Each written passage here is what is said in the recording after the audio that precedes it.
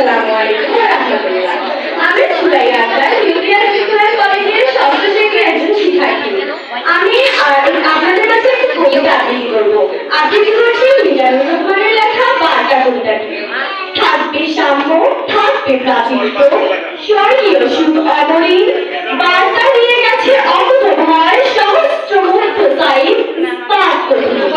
শাসন চালাবেন সীমান্ত নিয়ে, পড়াতে যাসনি গোলামের জিঞ্জির, নইলে আবার আসবো রাজপথে, মসনদ ছেড়ে পালিয়ে শাস্তি ফকির। দরকার আচরণ, করলে প্রদর্শন, রাঙানো আমার চোখ, কণ্ঠ চেপে ধরার করে চেষ্টা, বজ্রহংকারে কেটে তুলব দুঃখ।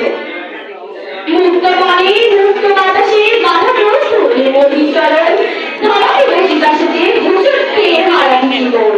সদা জাগ্রত আমি, রাখবো করা নজর, সাদা কালো পড়লে পরে বেহরক প্রহার জুটবে জনতার।